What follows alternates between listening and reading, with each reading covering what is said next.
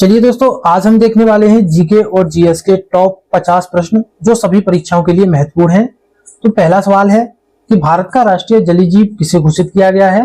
दोस्तों ध्यान रखिए, जो भारत का जलीय जीव घोषित किया गया था वो 2009 में घोषित किया गया था और ये गंगा डॉल्फिन को भारत का राष्ट्रीय जलीय जीव घोषित किया गया था।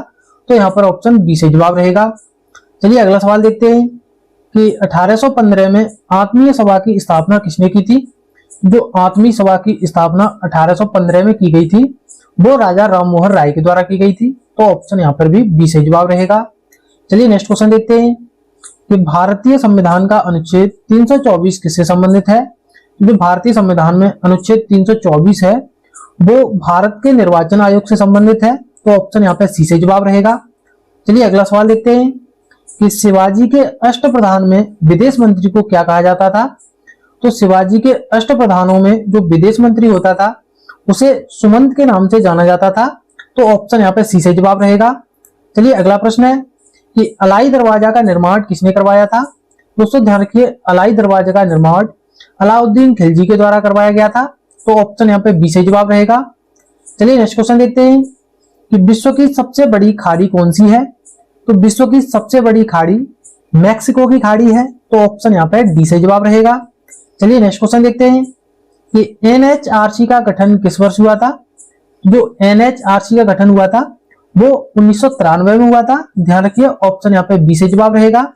चलिए अगला प्रश्न है कि भारत में पहली पैसेंजर ट्रेन किस वर्ष चली थी। तो जो भारत में पहली पैसेंजर ट्रेन चली थी वो 1853 में चली थी और ये मुंबई से लेकर थाने तक चली थी। ये भी आपको ध्यान रखना है। तो ऑप्शन यहाँ पे डी से जवाब रहेगा। चलिए अगला प्रश्न देखते हैं कि कांग्रेस का पहला ग्रामीण अधिवेशन कहाँ हुआ था। तो जो कांग्रेस का पहला ग्रामीण अधिवेशन हुआ था वो फैजपुर में हुआ था। तो ध्यान रखिए, ऑप्शन सी से जवाब रहेगा। चलिए अगला प्रश्न है कि संपत्ति के अधिकार को कानूनी अधिकार किस संशोधन द्वारा बनाया गया। तो दोस्तों जो संपत्ति का अधिकार था वो पहले एक मौलिक अधिकार था जिसे 44वें संशोधन के द्वारा कानूनी अधिकार बनाया गया। तो ध्यान रखिए, ऑप्शन यहाँ पे डी से जवाब रहेगा। चलिए नेक्स्ट क्वेश्चन देखते हैं, ग्रैंड ट्रैंक रोड का निर्माण किसने करवाया था। तो जो ग्रैंड ट्रैंक रोड का पुनर्निर्माण करवाया था वो शेरशाह सूरी ने करवाया था। तो ऑप्शन यहाँ पे सी से जवाब रहेगा। चलिए नेक्स्ट क्वेश्चन है कि जैव विविधता के लिए प्रसिद्ध साइलेंट वैली किस राज्य में स्थित है। दोस्तों ध्यान रखिएगा, जो साइलेंट वैली है यानी शांत घाटी वो केरल राज्य में स्थित है। तो ऑप्शन यहाँ सी से जवाब रहेगा। चलिए अगला प्रश्न है कि एलोरा का विश्व प्रसिद्ध कैलाश मंदिर किस राष्ट्रकूट राजा ने बनवाया था। तो जो एलोरा का विश्व प्रसिद्ध कैलाश मंदिर है वो ध्यान रखिए कृष्ण प्रथम ने बनवाया था। तो ऑप्शन यहाँ पे बी से जवाब रहेगा। चलिए नेक्स्ट क्वेश्चन है कि दक्षिण भारत में सबसे लंबी तट रेखा वाला राज्य कौन सा है। तो दक्षिण भारत में सबसे लंबी तट रेखा वाला राज्य आंध्र प्रदेश है। तो ऑप्शन यहाँ सी से जवाब रहेगा। चलिए नेक्स्ट क्वेश्चन देखते हैं कि अनुच्छेद 108 के तहत संसद की संयुक्त बैठक कौन बुलाता है। दोस्तों ध्यान रखिए, जो संसद की संयुक्त बैठक बुलाई जाती है वो अनुच्छेद 108 के तहत भारत के राष्ट्रपति के द्वारा बुलाई जाती है। तो ऑप्शन यहाँ पे डी से जवाब रहेगा। एक बात और ध्यान रखिए, जो इसकी अध्यक्षता की जाती है वो लोकसभा अध्यक्ष के द्वारा की जाती है। ये सवाल भी कई बार पूछा जाता है। चलिए अगला सवाल देखते हैं कि WWF का आधिकारिक प्रतीक चिन्ह कौन सा जीव है। जो WWF है उसका आधिकारिक जो प्रतीक चिन्ह है वो ध्यान रखिएगा विशाल पांडा है। तो ऑप्शन है सी से जवाब रहेगा। चलिए अगला प्रश्न है कि 1937 की वर्धा शिक्षा योजना की रूपरेखा किसने रखी थी। तो जो वर्धा शिक्षा योजना की जो रूपरेखा रखी थी वो 1937 में महात्मा गांधी जी के द्वारा रखी गई थी। तो ऑप्शन यहाँ पे ए सही जवाब रहेगा। चलिए नेक्स्ट क्वेश्चन देखते हैं कि भारत में अंतरिक्ष कार्यक्रम का जनक किसे माना जाता है। दोस्तों ध्यान रखिए, भारत में अंतरिक्ष कार्यक्रम का जनक डॉक्टर विक्रम साराभाई को जाना जाता है। तो ऑप्शन यहाँ सी से जवाब रहेगा। चलिए नेक्स्ट क्वेश्चन देखते हैं कि तमिलनाडु का मीनाक्षी मंदिर किस नदी के तट पर स्थित है। तो दोस्तों ध्यान रखिए, जो तमिलनाडु का प्रसिद्ध मीनाक्षी मंदिर है वो बैगई नदी के तट पर स्थित है। तो ऑप्शन यहाँ पे बी से जवाब रहेगा। चलिए अगला प्रश्न देखते हैं कि 1920 में असहयोग आंदोलन शुरू होने के समय भारत का वायसराय कौन था। जो असहयोग आंदोलन शुरू हुआ था वो 1920 में शुरू हुआ था और उस समय भारत का वायसराय लॉर्ड चेम्सफोर्ड था। तो ध्यान रखिए, ऑप्शन है डी से जवाब रहेगा। चलिए नेक्स्ट क्वेश्चन है कि भारतीय संविधान में समवर्ती सूची का प्रावधान किस देश से लिया गया है? जो भारतीय संविधान में समवर्ती सूची का प्रावधान है वो ऑस्ट्रेलिया के संविधान से लिया गया है। तो ऑप्शन या सी से जवाब रहेगा। चलिए नेक्स्ट क्वेश्चन देखते हैं कि मानव त्वचा को रंग प्रदान करने वाले मुख्य वर्णक कौन सा है? जो मानव त्वचा का रंग होता है वो ध्यान रखिएगा वो मेलेनिन के कारण होता है, किसी का गोरा होता है तो किसी का काला होता है। तो ऑप्शन है सी से जवाब रहेगा। चलिए अगला क्वेश्चन है कि भूमि से घिरा विश्व का सबसे बड़ा लैंडलॉक्ड सागर कौन सा है? दोस्तों ध्यान रखिए जो लैंडलॉक्ड सागर होता है वो भूमि से चारों तरफ से घिरा हुआ होता है और ये कैस्पियन सागर है। तो ऑप्शन है डी से जवाब रहेगा। चलिए नेक्स्ट क्वेश्चन है कि ध्वनि की तरंगें किस माध्यम में यात्रा नहीं कर सकती? तो ध्वनि की तरंगें ध्यान रखिए जो निर्वात है यानी वैक्यूम में वे यात्रा नहीं कर सकती हैं। तो ऑप्शन है सी से जवाब रहेगा। चलिए नेक्स्ट क्वेश्चन देखते हैं कि किस महाद्वीप पर एक भी सक्रिय ज्वालामुखी नहीं है? दोस्तों ध्यान रखिएगा ऑस्ट्रेलिया महाद्वीप पर एक भी सक्रिय ज्वालामुखी नहीं है। तो ऑप्शन यहाँ पे बी से जवाब रहेगा। चलिए नेक्स्ट क्वेश्चन देखते हैं कि शरीर के कुल भार में सबसे अधिक कौन सी धातु होती है? जो मानव शरीर होता है उसके कुल भार में सबसे अधिक ध्यान रखिए कैल्शियम धातु होती है। तो ऑप्शन डी से जवाब रहेगा। चलिए अगला प्रश्न देखते हैं कि वायुमंडल की किस परत में मौसम संबंधी घटनाएं होती हैं? जो मौसम संबंधी घटनाएं होती हैं वे वायुमंडल के क्षोभ मंडल में होती हैं। तो ऑप्शन है डी से जवाब रहेगा। चलिए अगला क्वेश्चन देखते हैं कि चींटी और मधुमक्खी के डंक में कौन सा अम्ल पाया जाता है? जो चींटी और मधुमक्खी होती हैं उनके डंक में फॉर्मिक अम्ल पाया जाता है। तो ऑप्शन बी से जवाब रहेगा। चलिए अगला प्रश्न देखते हैं कि सूर्य का प्रकाश पृथ्वी तक कितने समय में पहुंचता है? जो सूर्य का प्रकाश होता है वो पृथ्वी तक ध्यान रखिए लगभग 8 मिनट और 20 सेकंड में पहुंचता है। तो ऑप्शन यहाँ पे सी से जवाब रहेगा। चलिए अगला प्रश्न देखते हैं कि सुमात्रा और जावा द्वीपों को कौन सा जलडमरू मध्य अलग करता है? जो सुमात्रा और जावा द्वीप हैं उनको ध्यान रखिएगा सुंडा जलडमरू मध्य जो है वो अलग करता है। तो ऑप्शन है डी से जवाब रहेगा। चलिए नेक्स्ट क्वेश्चन है कि मस्तिष्क का कौन सा भाग शरीर का तापमान नियंत्रित करता है? जो हमारे शरीर का तापमान नियंत्रित करता है वो हमारे मस्तिष्क का हाइपोथैलेमस भाग नियंत्रित करता है। तो ऑप्शन है सी से जवाब रहेगा।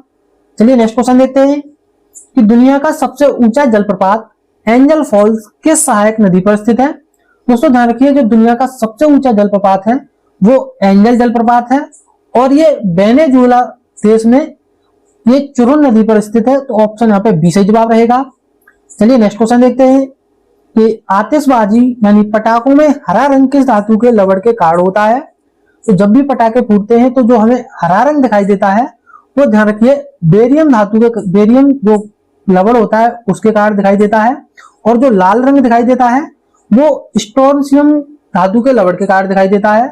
तो ध्यान रखिए जो स्ट्रोंशियम है उसके कारण लाल दिखाई देता है और जो बेरियम है उसके कारण हरा दिखाई देता है। चलिए अगला क्वेश्चन देखते हैं कि घरेलू रेफ्रिजरेटर में शीतलक के रूप में सामान्यतः किसका उपयोग किया जाता है? तो जो हमारे घरों में जो फ्रिज होते हैं उनमें जो शीतलक का उपयोग किया जाता है वो फ्रीऑन का किया जाता है। तो ऑप्शन सी से जवाब रहेगा। चलिए नेक्स्ट क्वेश्चन देखते हैं कि पृथ्वी की भूपटल में सबसे अधिक पाई जाने वाली धातु कौन सी है? जो पृथ्वी में सबसे अधिक धातु पाई जाती है वो एल्यूमिनियम धातु पाई जाती है और उसके बाद में लोहा पाया जाता है, ये भी ध्यान रखिएगा। चलिए नेक्स्ट क्वेश्चन देखते हैं कि जड़त्व का नियम न्यूटन के किस गति नियम को कहा जाता है?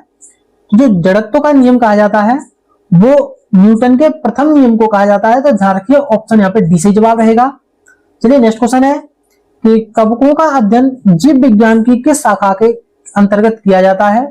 तो जो कवकों का अध्ययन किया जाता है वो जीव विज्ञान में माइकोलॉजी के अंतर्गत किया जाता है। तो ऑप्शन यहाँ पे सी से जवाब रहेगा। चलिए नेक्स्ट क्वेश्चन देखते हैं कि मानव रक्त समूह की खोज किसने की थी? जो मानव रक्त समूह है यानी ए बी या ओ पॉजिटिव नेगेटिव ये जो भी है इनकी खोज की थी वो कार्ल वैन स्टीनर ने की थी। तो ध्यान रखिए ऑप्शन है डी से जवाब रहेगा।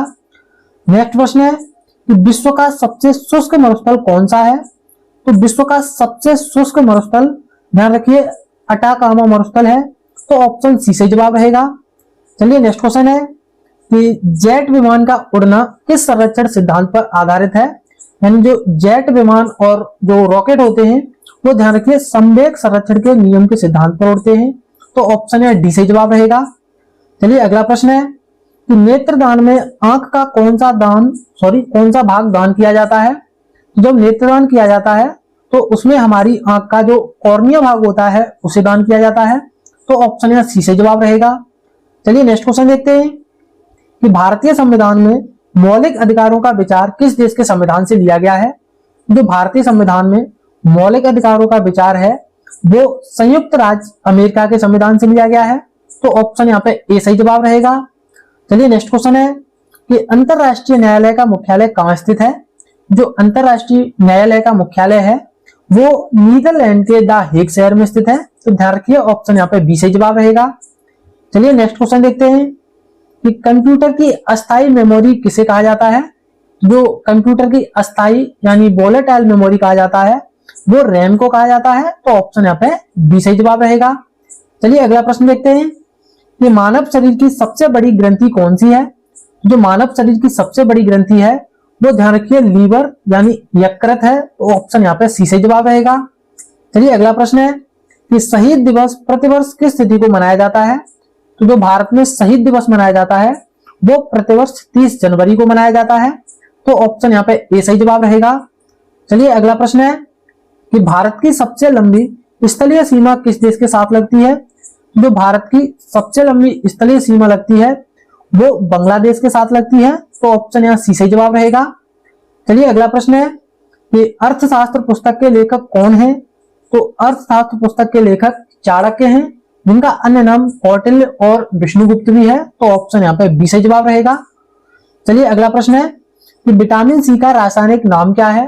दोस्तों ध्यान रखिए विटामिन सी का रासायनिक नाम एस्कॉर्बिक एसिड यानी एस्कॉर्बिक अम्ल है। तो ऑप्शन बी सही जवाब रहेगा। चलिए आज का हमारा अंतिम सवाल है कि भारत में योजना आयोग की स्थापना किस वर्ष हुई थी। तो दोस्तों जो भारत में योजना आयोग है उसे अब भंग करके एक 2015 में नया आयोग बनाया गया है जिसका नाम है नीति आयोग। लेकिन अब आपको बताना है कि भारत में योजना आयोग की स्थापना कब हुई थी। तो चलिए इसका जवाब आप कमेंट बॉक्स में बताइए। तो हम मिलते हैं नेक्स्ट वीडियो में, तब तक के लिए जय हिंद।